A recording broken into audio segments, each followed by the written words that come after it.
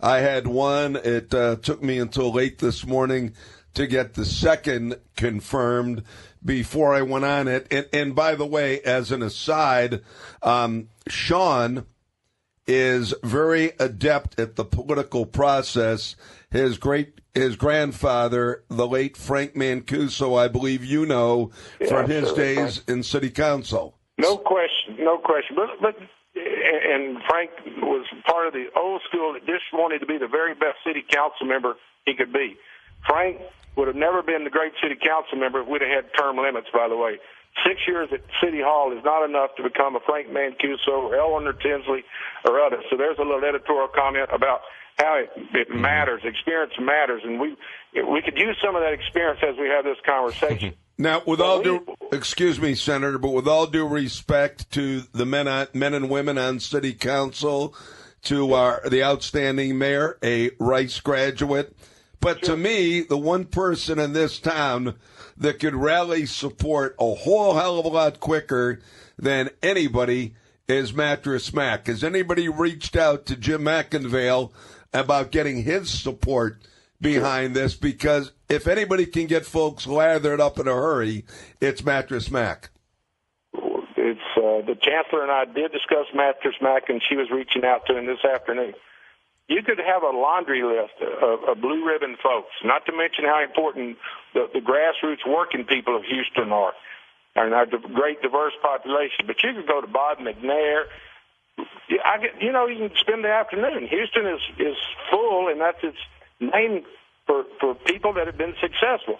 But you're right, Mattress Mac would be a heck of a promoter for this effort. And Tillman Fertitta, don't underestimate Tillman. And you just go down the list.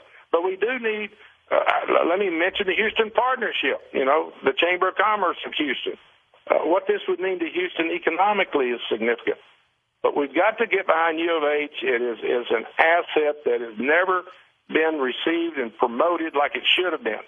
It's just nuts that this school out there with around 50,000 people, how many of us have worked our way through school by attending U of H and had an opportunity to become something? And so here we have another opportunity to take it to the next level. And, they got a raw deal in the early 90s, but it was hardball politics. But now we have an opportunity to have it decided on the merit. No objective person, in my judgment, could overlook U of H in favor of a fine school like Baylor and Texas Tech in terms of the media market, the population base, and what it presents to either the Pac-10 or certainly the Big 12. Senator John Whitmire. And you know what? UT understands that. They're getting a little pressure now to not overlook Baylor and Tech, but it's time for us to step up to the plate as a community. Senator John Whitmire joining us from Austin here on Sports Radio 610. Senator, if U of H was to move up to the Pac-10, you talk about them possibly using Reliance Stadium to play in until, Robertson Stadium was maybe refurbished or rebuilt. What about Toyota Center for the basketball team? Would that be something that needs to be talked about as well? I would think all options would be on the table. There'd be no reason not to. No reason not to. Reliance Stadium would be excellent venue. Toyota is probably as good a facility as there is in the country. Of course, they could be used in the near term and then with long-range plans. And I heard a couple callers earlier tonight. You put U of H in a major conference, and the population base is there. I'm gonna be real honest. I can't get real excited. I've been to recent games. Saw them beat Tech last year. That was so exciting.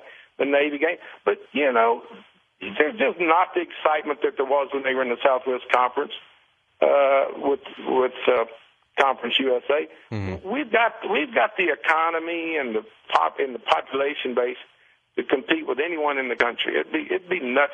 And so to answer your question, yes, Toyota could certainly be a venue for basketball in the near term. And I know the chancellor's got a master plan to upgrade basketball and football, probably on campus. Would that be a deal breaker, so to speak, if they weren't able to use Toyota Center or Reliance Stadium? Well, it'd certainly be create challenges, but I don't know. I'm too optimistic and positive with the opportunity to use those venues. I mean, they are owned by the public. They've got long-term leases to those individuals, but why in the world? I mean, those two individuals, Alexander McNair, are in the business of making money, and I don't think they'd pass the opportunity. So why wouldn't it be a win-win for the venues and their or at least ours, and U of H and its new opportunity. Senator John Whitmire joining us from Austin. Senator, appreciate the time this evening, and I appreciate you listening to us and gracing us with the phone call. And, I really wanted – it's so hard to generate interest, here for the University of Houston. And I certainly hope that this conversation that you and I and Barry had this evening helps put that in the right direction. But, you say the Cougs need to step up to the plate. Real quick, what can the fans, the alumni, and people of the sort do to help the University of Houston right now? They've got to contact the elected officials in the delegation so they are energized to make calls to Austin. Obviously, City Hall, starting with the mayor and our fine council, the county judge. I mean, everyone in Houston that shares some of the responsibility of managing our community. The business communities, some of the names we've mentioned, the partnership. Now, the good news is U of H is coordinating this, but they do need assistance from people that can network and call us. The grassroots and the listeners, obviously, calling in, showing support, making observations, but obviously it wouldn't hurt if they called and wrote and emailed their elected officials, let them know that it matters to the voters. And, I'm old school. I know for a fact the elected officials, if they want to stay elected officials, will listen to the public. We've got a product to sell, and what's challenging, and I'll just draw a comparison. Everybody in Waco that knows somebody in Waco and has contacts are working on this. Tech, Lubbock the same way. The problem we got in Houston is our size and our diversity, and our greatness actually works against us when you have a single-shot approach like this, because we have so many diverse interests and major interests, civic and business, that we're spread kind of thin. If we pull it all together and get behind this effort, we can make a difference. It begins with a conversation like this. I'm going to be in Austin the next 2 days. I promise. I already have a scheduled meeting with the president of UT tomorrow on a variety of subjects. This will be the first one. I'll say, Bill Powers, do the right thing. This is something that can outlast all of us if we give U of H an opportunity to be in a major conference. So thank y'all for having me on this tonight. I'm on the phone now. I'll probably have to run back up on top of the hill to listen to the rest of your show. Well, Senator Whitmire, I'll do my part by running up on a hill. Senator Whitmire, thanks so much for the call. We appreciate your insight, and thanks so much for taking the time to listen to us in the state capitol. Okay, Barry. Thank y'all. Thanks, Senator. Wow, that was cool. Didn't know the senator was going to call tonight. Didn't know he listened.